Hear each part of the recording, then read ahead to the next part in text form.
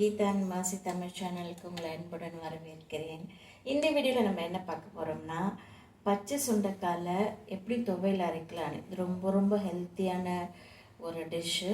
நீங்கள் அதை துவையல் செஞ்சுட்டு சுடு சோறில் நீங்கள் பிசைஞ்சு கூட சாப்பிட்லாம். ரொம்ப ரொம்ப நல்லா இருக்கும். நீங்கள் செய்முறைக்கு போயிட்டு செய்கிறத பார்த்துடலாம். நீங்களும் உங்கள் வீட்டில் இந்த மாதிரி செஞ்சுட்டு எனக்கு கமெண்ட்டில் சொல்லுங்கள். வாங்க வீடியோக்குள்ளே போயிட்டு எப்படி செய்யலான்னு பார்த்துடலாம். இந்த வீடியோவில் நம்ம என்ன பார்க்க போகிறோம்னா, சுண்டக்காய் துவையல். யூஸ்வலாக சுண்டக்காய் வச்சு காரக்குழம்பு வைப்பாங்க, வத்த குழம்பு வைப்பாங்க, அந்த மாதிரி நிறைய டிஷ் பண்ணுவாங்க இதில். ஆனால் நம்ம துவையல் செஞ்சு சாப்பிடும். நிறைய பேர் அந்த சுண்டக்காய் காரக்குழம்பெல்லாம் செஞ்சு கொடுத்தா பசங்கள்லாம் சாப்பிட மாட்டாங்க. இதுக்கு டேஸ்ட் பிடிக்கல, காரமாக இருக்குது அப்படின்ற மாதிரி சொல்லுவாங்க. ஆனால் நம்ம துவையலாக செஞ்சு கொடுத்தோம்னா கம்ப்ளீட்டாக டிஃப்ரென்ஸே தெரியாது, ரொம்ப நல்லாயிருக்கும். வாங்க எப்படி செய்யலான்னு பார்த்துடலாம். இப்போ இதில் இருக்கிற இந்த காம்பெல்லாம் எடுத்துட்டு தனியாக சுண்டைக்காவை தனியாக எடுத்துட்டு நம்ம நச்சு எடுத்து அப்புறம் அலசிக்கலாம். இந்த மாதிரி தனித்தனியாக நம்ம எடுத்துக்கணும். இப்போது சுண்டைக்காயெல்லாம் தனியாக எடுத்தாச்சு. இப்போ நம்ம என்ன பண்ண போகிறோம், இதை நசுக்கி எடுத்துப்போம். இந்த காம்பெல்லாம் தனியாக எடுத்துட்டோம். இவ்வளோதான். நம்ம நச்சு எடுத்துக்கலாம்.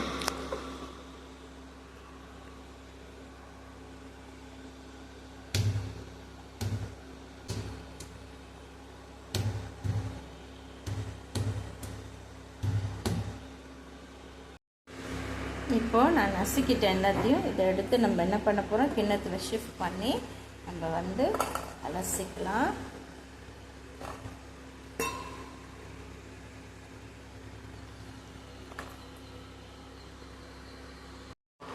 இப்போது நான் நல்லெண்ணெய் ஊற்றிருக்கேன். சுண்டைக்காய் வதக்க போகிறேன். சுண்டைக்காய் வதக்க போகிறேன். ஒரு 7 நிமிஷத்துக்கு நல்லா வதக்கணும்.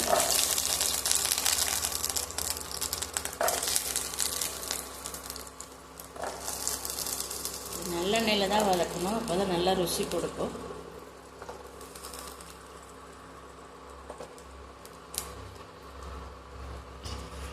வதக்கிடலாம்.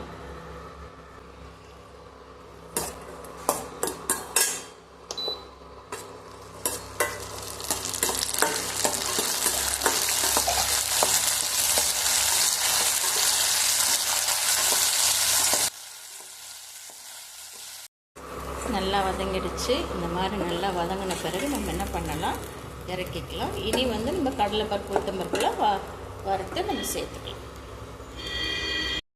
வேறு பாத்திரத்தில் நம்ம ஷிஃப்ட் பண்ணிட்டோம். இப்போ இனிமேல் இதை தனியாக வச்சுட்டு இனிமேல் கடலைப்பருப்பு உளுத்தம்பருப்பு காஞ்ச மிளகாய் பூண்டு வெங்காயம் எல்லாம் நெய்யில் வதக்கிக்கணும். வதக்கிட்டு அதுக்கப்புறம் நம்ம கொஞ்சம் புளி போட்டு நம்ம உப்பு போட்டு துவையல் அரைச்சிக்கலாம்.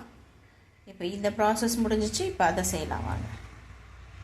இப்போது நம்ம நெய் ஒரு 3 ஸ்பூன் நெய் விட்டுட்டு நம்ம என்ன பண்ண போகிறோன்னா, கடலைப்பருப்பு உளுத்தம்பருப்பு அதெல்லாம் கொஞ்சம் நம்ம செஞ்சு வறுத்துக்க போகிறோம். எதுக்காக நெய் விடுறோம்னா ரொம்ப ரொம்ப டேஸ்ட்டாக இருக்கும். நான் அமுல்யா நெய் தான் வாங்கியிருக்கிறேன். இதுதான் அமுல்யா பியூர் கீ, இதுதான் வாங்கியிருக்கேன். ஸோ இது ரொம்ப ரொம்ப டேஸ்ட்டாக இருக்கும். இப்போ நம்ம கடலைப்பருப்பு ஒரு ஸ்பூன் இல்லை,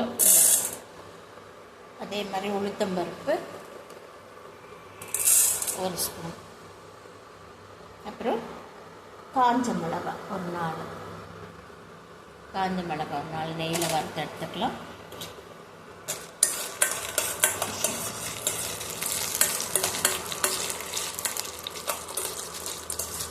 காரத்துக்கு ஏற்ற மாதிரி நீங்கள் மிளகாய் போட்டுக்கோங்க. கொஞ்சம் லைட்டு ப்ரௌனாக வரட்டும், அப்புறம் வெங்காயம் போட்டுக்கலாம். இப்போ நம்ம என்ன பண்ண போகிறோம், கொஞ்சம் கருவேப்பிலை தேவையான அளவுக்கு போட்டுக்கலாம். நீங்கள் எவ்வளோ குவான்டிட்டி எடுக்கிறீங்களோ அதுக்கேற்ற மாதிரி கருவேப்பிலை போட்டுக்கலாம். இப்போ நான் ஒரு 15 சின்ன வெங்காயம் உரித்து க்ளீன் பண்ணி வச்சுருக்கேன். அதுவும் அப்புறம் ஒரு 6-7 பல் பூண்டு அதையும் உரித்து வச்சுருக்கேன். அதையும் சேர்த்து போட்டுக்கலாம். ரெண்டும் சேர்த்து ஒன்றா போட்டு வதக்கிக்கலாம். ரெண்டும் ஒன்றா சேர்த்து போடலாம், ஒன்றும் பிரச்சனை இல்லை. எல்லாம் ஒன்றுமே வதக்க தான் போகிறோம், அதனால எல்லாம் ஒன்றா சேர்த்து போட்டுக்கலாம். நல்லா வதக்கிக்கோங்க.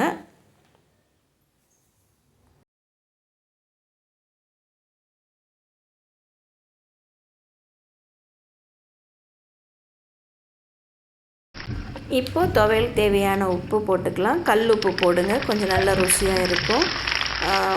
இதுக்கப்புறம் கொஞ்சம் நல்லா வதக்கி விடுங்க மறுபடியும். இதுக்கப்புறம் நம்ம வந்து ஆல்ரெடி வதக்கி வச்சுருந்த சுண்டைக்காவை எடுத்து நம்ம இதோடு கூட சேர்த்துக்கலாம். இப்போது எல்லாத்தையும் ஒன்றா சேர்த்து வதக்க போகிறோம். புளி சேர்த்துக்கலாம் தேவையான அளவு. அதன் பிறகு இப்போ எல்லாத்தையும் ஒன்றா சேர்த்து மறுபடியும் வதக்கலாம். இப்போ எல்லாம் சேர்த்து நம்ம வதக்கிட்டோம்.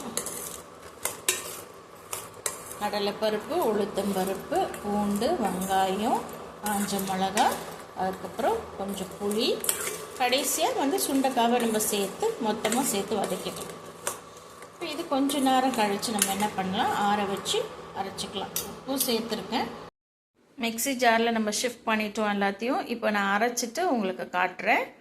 ரொம்ப ரொம்ப சுவையாக இருக்கும். நீங்களும் உங்கள் வீட்டில் அதே மாதிரி செஞ்சு பாருங்கள். அரைச்சிட்டு கொண்டு வரேன். அரைச்சாச்சு. பார்த்திங்களா எவ்வளோ நல்லாயிருக்குன்னு. இதையே மட்டுமே சுடுசோறில் போட்டு கொஞ்சம் நெய் விட்டு நம்ம சாப்பிட்டோம்னா அவ்வளோ ருசியாக இருக்கும். ரொம்ப பார்த்திங்களா எப்படி இருந்துச்சுன்னு நீங்களும் உங்கள் வீட்டில் ட்ரை பண்ணி பார்த்துட்டு எனக்கு கமெண்ட்டில் சொல்லுங்கள். லைக் பண்ணுங்கள், ஷேர் பண்ணுங்கள், சப்ஸ்கிரைப் பண்ணுங்கள். சப்ஸ்கிரைப் பண்ண மறக்காதீங்க. இந்த பெல் ஐக்கானை ப்ரெஸ் பண்ணுங்கள். அப்போ தான் நான் போடுற அப்கமிங் வீடியோஸ் எல்லாம் வரும். தேங்க்ஸ் ஃபார் வாட்சிங்.